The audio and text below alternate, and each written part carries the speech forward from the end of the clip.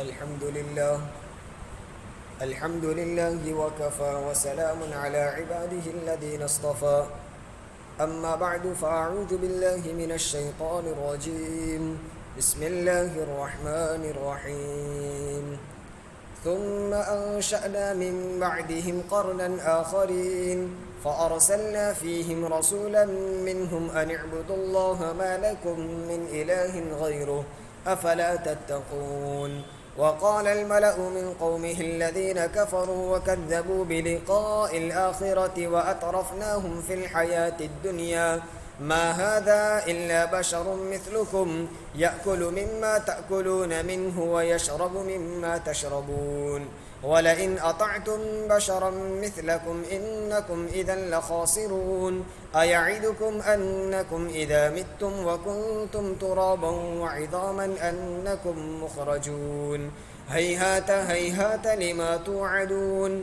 إن هي إلا حياتنا الدنيا نموت ونحيا وما نحن بمبعوثين إن هو إلا رجل افترى على الله كذبا وما نحن له بمؤمنين قال رب انصرني بما كذبون قال عما قليل ليصبحن نادمين فأخذتهم الصيحة بالحق فجعلناهم غثاء فبعدا للقوم الظالمين صدق اللہ العظیم۔ گزشتہ کل حضرت نوح علیہ السلام اور ان کی قوم کا واقعہ ذکر کیا تھا۔ نوح علیہ السلام نے 950 سال تک اللہ کے دین کی دعوت دی، لیکن جو لوگ نہیں مانے ان پر اللہ کا عذاب آیا اور اللہ تبارک و تعالیٰ نے پوری قوم کو پانی کے عذاب میں غرق کر کے تباہ کر دیا۔ اب یہاں سے ایک اور نبی کا واقعہ بیان کر کے ہمیں یاد دہانی کرا رہے ہیں، توجہ دلا رہے ہیں کہ جس طرح اگلے انبیاء کی قوموں نے نافرمانی کی تو ان پر عذاب آیا، تم بھی اگر آپ کے نبی کی بات نہیں مانو گے تو عذاب میں مبتلا ہو سکتے ہو۔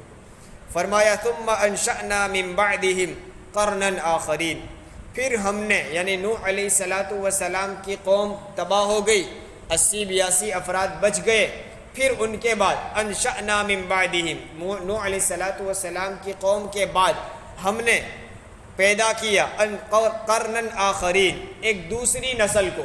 قرن ویسے کہتے ہیں زمانے کو، 100 سال کو، ایک صدی۔ اب ایک صدی میں عام طور پر نسل بدل جاتی ہے، اس لیے قرن کا معنی نسل سے کر دیا۔ ہم نے پیدا کیا نوح کی قوم کے بعد کس کو؟ قرنا آخرین، ایک دوسری قوم کو پیدا کیا۔ فَأَرْسَلْنَا فِيهِمْ رَسُولًا مِّنْهُمْ، اور پھر ہم نے ان میں ایک رسول بھیجا انہی میں سے، یعنی اسی قوم کے ایک رسول کو ہم نے، ایک انسان کو ہم نے رسول اور نبی بنا کر مبعوث کیا۔ جیسا کہ کل بھی آیا تھا، اللہ تبارک و تعالی ہر قوم میں نبی انہی کی قوم میں سے بھیجتے ہیں۔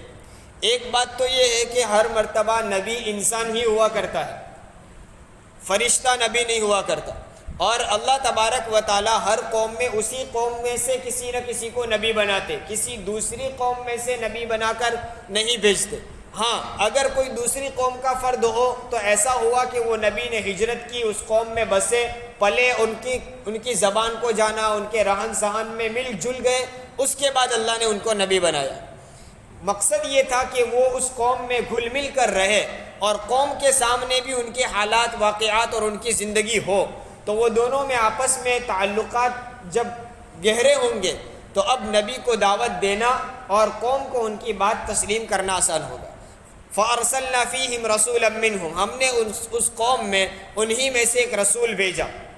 اب وہ کون سے رسول تھے اور کس قوم کی طرف نبی بنا کر بھیجے گئے، قرآن نے اس موقع پر تذکرہ نہیں کیا، نہ نبی کا نام لیا ہے نہ قوم کا نام لیا ہے۔ مفسرین نے دو قول ذکر کیے ہیں، 2 نام دیے ہیں۔ نوح علیہ السلام کی قوم کے بعد، نوح علیہ السلام کے ذکر کے بعد عام طور پر قرآن قوم عاد کا تذکرہ کرتا ہے، جن کی طرف حضرت ہود علیہ السلام کو نبی بنا کر بھیجا، جیسا کہ 8ویں پارے میں بھی ہے سورہ اعراف میں، اسی طرح 12ویں پارے میں کل تراویح میں سنا ہوگا۔ تو یہ نوح علیہ السلام کی قوم کے بعد عام طور پر ہود علیہ السلام کی قوم عاد کا ذکر آتا ہے۔ اس لیے بعض مفسرین نے کہا کہ یہاں جس نبی اور قوم کا ذکر ہے اس سے مراد حضرت ہود علیہ السلام اور ان کی قوم قوم عاد ہے۔ بعض نے کہا کہ یہاں جس نبی کا ذکر ہے اس سے مراد حضرت صالح علیہ السلام ہے اور ان کی قوم قوم سمود تھی۔ ان کے پاس دلیل کیا ہے؟ انہوں نے کہا دیکھیے اس قوم کا ذکر آیا، آخر میں ان پر جو عذاب کا تذکرہ ہے فَأَخَذَتْهُمُ الصَّيْحَةُ بِالْحَقِّ، ایک چنگھاڑ نے ان کو آ کر پکڑ لیا۔ وہ جو عذاب چنگھاڑ کا ہے، قرآن نے دوسرے موقع پر یہ عذاب قوم سمود کے متعلق ذکر کیا ہے، جیسا کہ ایک جگہ ہے فَأَخَذَ الَّذِينَ ظَلَمُوا الصَّيْحَةُ، قوم سمود کے ذکر میں 12ویں پارے میں، کہ ان کو ایک چنگھاڑ نے، ان ظالموں کو، قوم سمود کو پکڑ لیا، یعنی ان کو تباہ کر دیا ایک خطرناک آواز کے ذریعے۔ اس قوم کا بھی یہی عذاب ذکر کیا ہے۔ اس سے معلوم ہوتا ہے کہ یہ قوم سمود ہے جن کی طرف حضرت صالح علیہ السلام کو نبی بنا کر بھیجا۔ الغرض قرآن نے نام نہیں لیا، یا تو وہ حضرت ہود علیہ السلام کی قوم ہوگی یا حضرت صالح علیہ السلام کی قوم ہوگی۔ تو اللہ فرماتے ہیں ہم نے اس قوم کی طرف ایک نبی یعنی حضرت ہود یا صالح کو بھیجا۔ انہوں نے کیا دعوت دی؟ ہو بہو وہی دعوت ہے جو حضرت نوح علیہ السلام کی تھی، جس کو ہم نے کل سنا، ان اعبدوا اللہ، تم اللہ ہی کی عبادت کرو، ما لکم من الہ غیرہ، اور تمہارے لیے اللہ کے علاوہ کوئی معبود نہیں ہے۔ سیدھی وہی دو ٹوک بات کہ تمہارا معبود صرف اور صرف اللہ ہے، اس کے علاوہ تمہارا کوئی مالک نہیں۔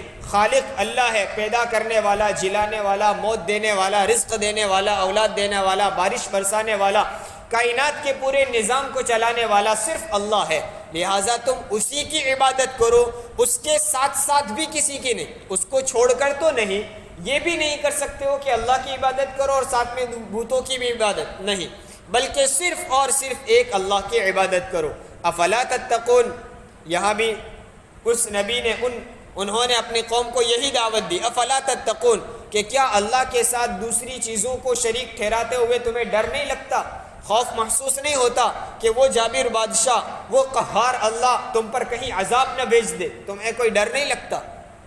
یہ وہی دعوت ہے جو حضرت نوح علیہ السلام کی تھی۔ آگے فرمایا وقال الملأ من قومه الذين كفروا، جیسا کہ نوح علیہ السلام نے تبلیغ شروع کی تو سب سے پہلے قوم کے سرداروں نے، لیڈروں نے مخالفت کی۔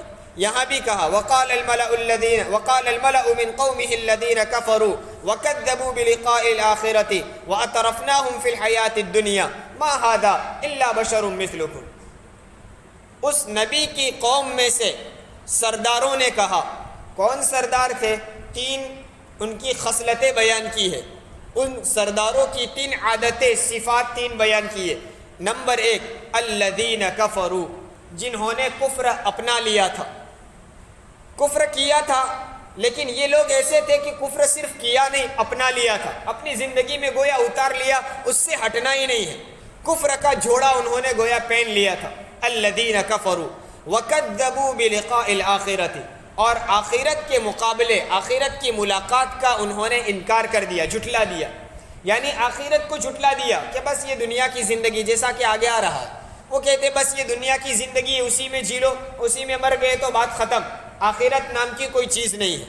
وَكَذَّبُوا بِلِقَاءِ الْآخِرَةِ، دو باتیں، اور تیسری بات اللہ فرماتے ہیں وَأَتْرَفْنَاهُمْ فِي الْحَيَاةِ الدُّنْيَا، ہم نے ان کو دنیا کی زندگی میں خوشحالی عطا کی تھی، عیش و عشرت کا سامان ان کے لیے مہیا کیا تھا۔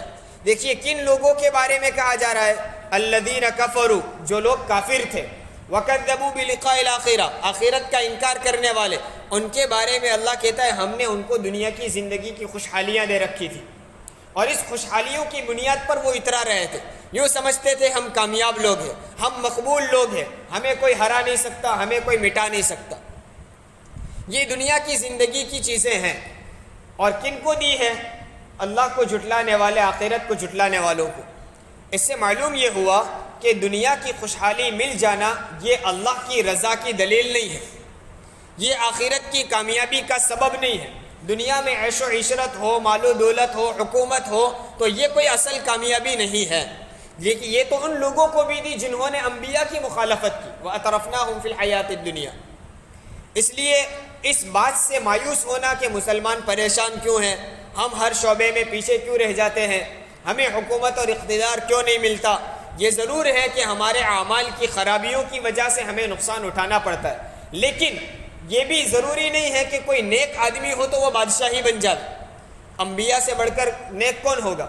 لیکن تمام انبیاء بادشاہ نہیں تھے، بعض کو اللہ نے حکومت دی، تو کیا ان نبیوں کی اعمال میں نعوذ باللہ، ان کی ایمان میں نعوذ باللہ کوئی کمی تھی؟ نہیں۔ تو اعمال اور ایمان کی بنیاد پر اصل آخرت کی کامیابی، اس لیے ہماری ہمیشہ نظر آخرت پر رہے کہ ہمیں جو بدلہ ملے گا وہ اصل آخرت ہے، یہاں بدلے کی جگہ نہیں ہے۔ یہ ایک بات یاد رکھیں، اللہ تعالیٰ نے 4 قسم کے عالم بنائے، 4 طرح کے عالم ہیں۔ نمبر 1 عالم ارواح، نمبر 2 عالم دنیا، نمبر 3 عالم برزخ، اور نمبر 4 عالم آخرت۔ عالم ارواح پہلی قسم، وہ کون سا عالم ہے؟ جہاں ہماری روحیں تھی اور آئندہ دنیا میں جو لوگ آئیں گے ان کی وہاں ابھی روحیں ہیں۔ دنیا میں آنے سے پہلے کا جو عالم ہے جہاں صرف روحیں تھی، جسم نہیں تھا، ہمارا بھی ایک زمانے میں وہاں روحیں تھی، ہمارا جسم نہیں تھا، اس کو عالم ارواح کہتے ہیں۔ وہ عالم انتظار کا عالم ہے، وہاں کوئی کام نہیں کرنا ہے، کوئی اعمال نہیں ہے، محنت مشقت مجاہدہ کچھ بھی نہیں ہے، وہاں صرف کیا ہے؟ انتظار ہے۔ ہر روح انتظار کرتی ہے کہ آج اس کی باری ہے، کل اس کی باری، اس کے بعد اس کی باری، اور پھر میری باری آئے گی۔ ہر روح کا انتظار ہے کہ یہاں سے ہمیں چل کر دنیا میں جانا ہے، پھر وہ روح وہاں سے نکل کر دنیا میں آتی ہے۔ یہ دوسرا عالم عالم دنیا ہے، یہاں جسم بھی ہے، روح بھی ہے، ہمارا جسم بھی ہے، روح بھی ہے۔ یہ عالم محنت کا عالم ہے، یہ دنیا مشقت کی جگہ ہے، مجاہدے اور کام کی جگہ، یہاں کام کرنا ہے، یہاں انتظار نہیں ہے، یہاں بیٹھے نہیں رہنا ہے، یہاں صرف کام ہی کام کرنا ہے۔ پھر اس کے بعد آئے گا عالم برزخ، جو قبر کی زندگی ہے، مرنے کے بعد سے لے کر آخرت قائم ہونے تک کا زمانہ۔ وہاں روحیں ہیں اور جسم بھی ہے، لیکن جسم کی شکلیں بدل جاتی ہیں۔ بعض لوگوں کا جسم محفوظ رہتا ہے، جیسا انبیاء علیہ السلام کا، شہداء کا، بعض اولیاء کا، بعض کا جسم محفوظ رہتا ہے۔ اکثر لوگوں کا جسم بدل جاتا ہے، مٹی میں مل جاتا ہے، ورنہ وہ جسم بھی ہے، روح بھی ہے۔ وہ عالم جو عالم ہے، جس کو عالم برزخ کہا جاتا ہے، وہ کام کی جگہ نہیں ہے، وہ آرام کی جگہ ہے۔ 3 عالم ہو گئے۔ عالم ارواح انتظار کی جگہ تھی، یہ دنیا ہے، یہ کام کی جگہ ہے، اور ایک زندگی آئے گی قبر کی زندگی، وہ آرام کی جگہ ہے۔ اس قبر کی زندگی ختم ہونے کے بعد ایک چوتھا عالم آئے گا، عالم آخرت۔ اس عالم کو کہتے ہیں بدلے کی جگہ، وہاں بدلہ ملے گا، اچھے اعمال کا اچھا بدلہ، دنیا کے برے اعمال کا برا بدلہ۔ تو اس سے معلوم یہ ہوا کہ جس عالم میں ابھی ہم زندگی گزار رہے ہیں، عالم دنیا، وہ تو کام کی جگہ ہے۔ اب ہوتا کیا ہے، ہم چاہتے ہیں یہیں ہمیں بدلہ مل جائے، ہم سوچتے ہیں مسلمان اتنی تعداد میں ہیں، ہم نیک اعمال کرتے ہیں، نمازیں پڑھ رہے ہیں، لاکھوں لوگ کعبۃ اللہ کا طواف کر رہے ہیں، پھر بھی مسلمان پریشان کیوں؟ ہم نیک اعمال کرتے تو ہمیں یہی خوشحالیاں مل جانی چاہیے۔ حالانکہ یہ جگہ ہے ہی نہیں بدلے کی، بدلے کی جگہ تو کون سی ہے؟ چوتھا عالم آخرت کی۔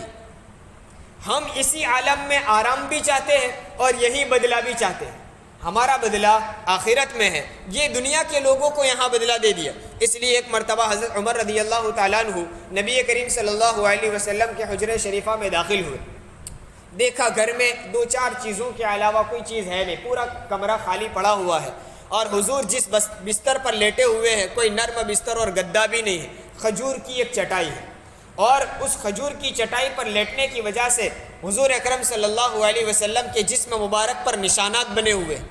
حضرت عمر رضی اللہ تعالیٰ عنہ دیکھ کر اشکبار ہوئے، کہا اے اللہ کے رسول، وہ کیسر و کسرا والے جو اللہ کے نافرمان، اللہ کو جھٹلانے والے، اور وہ بادشاہتیں لے کر بیٹھے ہوئے نرم بستر پر سو رہے، اور آپ تو دونوں جہاں کے سردار، اور آپ کی یہ حالت کہ آپ ایسے بستر پر لیٹے ہوئے، آپ کے پاس صحیح سے سونے کا بستر نہیں، گھر میں کوئی سامان بھی نہیں۔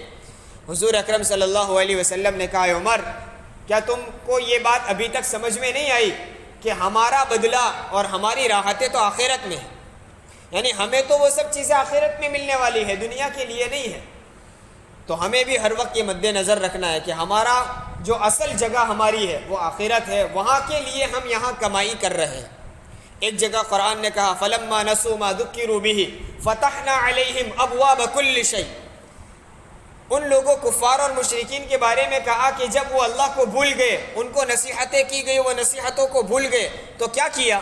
ہم کو تو یہ سمجھ میں آتا ہے کہ جب اللہ کو بھول گئے تو فوراً ان پر عذاب آ گیا ہوگا، اللہ نے کہا فتحنا علیہم ابواب کل شیء، ہر چیز کے دروازے ہم نے کھول دی، سب چیزوں ہم نے ان کو دے دی، آرام راحت عیش و عشرت بادشاہتیں سب ان کو دے دی۔ پھر نتیجہ کیا ہوا کہ ان عیش و عشرت کے سامان کو دیکھ کر وہ اترانے لگے۔ اللہ کہتے پھر اچانک ہم نے ان کو پکڑ لی۔ یہ اللہ کا دستور ہے۔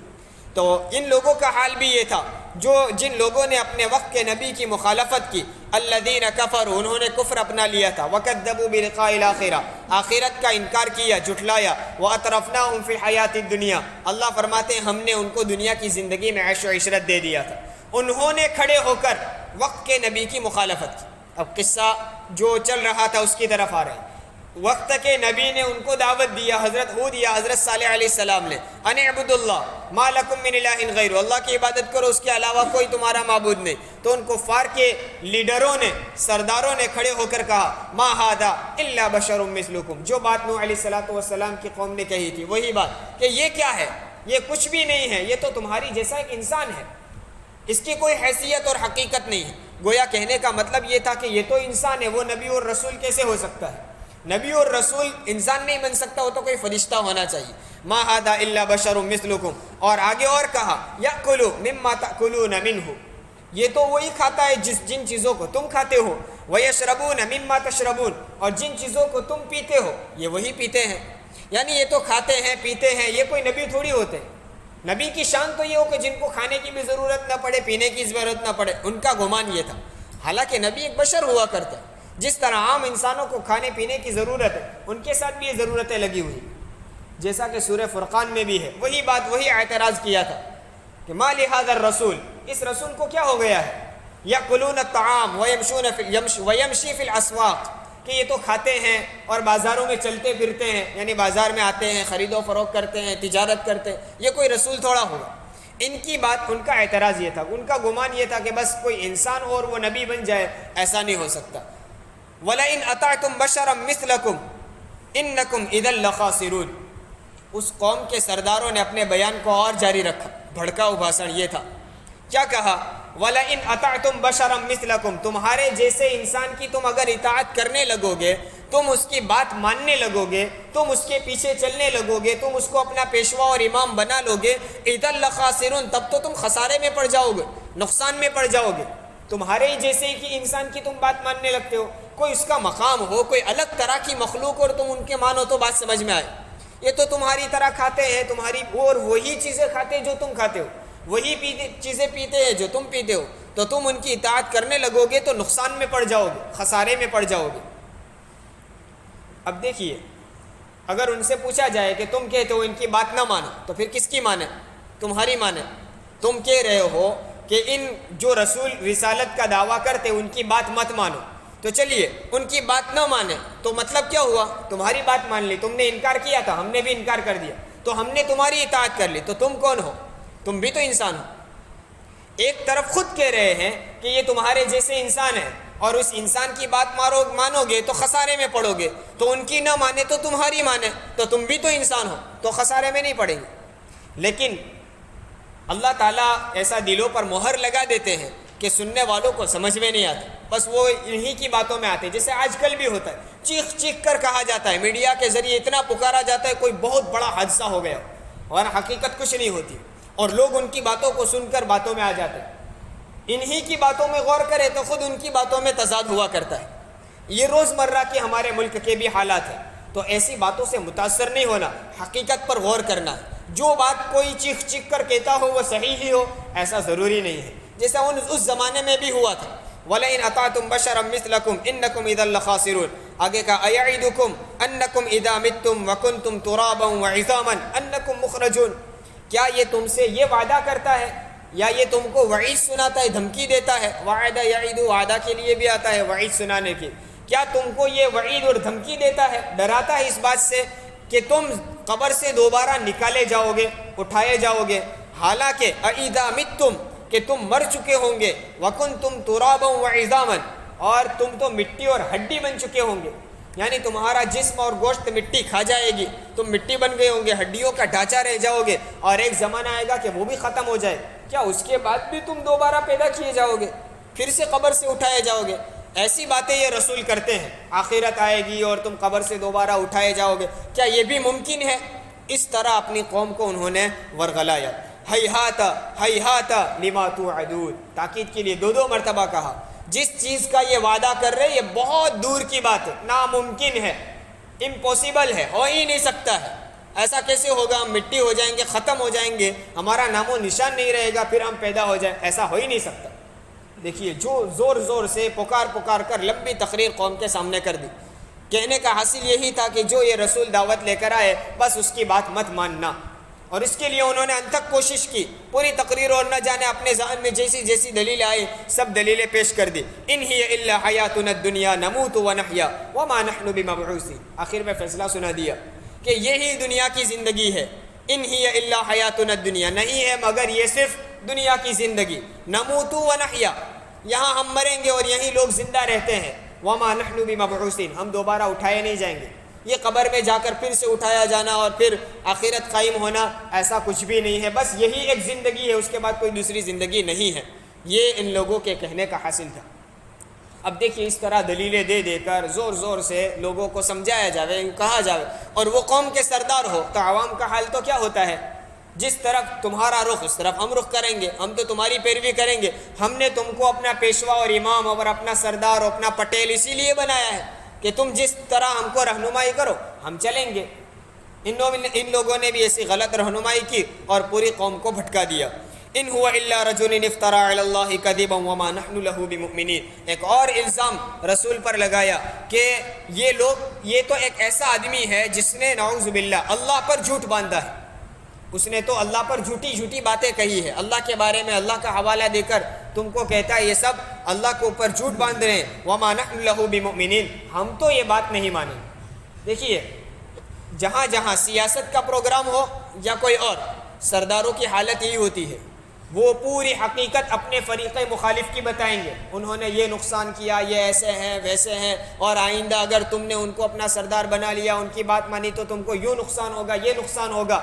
پھر یوں نہیں کہیں گے کہ ان کے پیچھے مت چلنا ورنہ تو پکڑے جائیں گے، کیس ہو جائے گا ان پر کہ تم کون ہوتے ہو منع کرنے والے۔ تو آخر میں کیا کہیں گے؟ بھئی یہ نقصان ہے، ہم تو نہیں مانتے، اب تمہاری مرضی جو کرنا ہو۔ تو قوم کیا کہے گی؟ بھئی ہمارے سردار خود نہیں مانتے ہیں، وہ خود منع کرتے ہیں تو ہم کیسے، ہمارے پٹیل نے منع کر دیا تو ہم کیسے چلیں گے ان کے پیچھے؟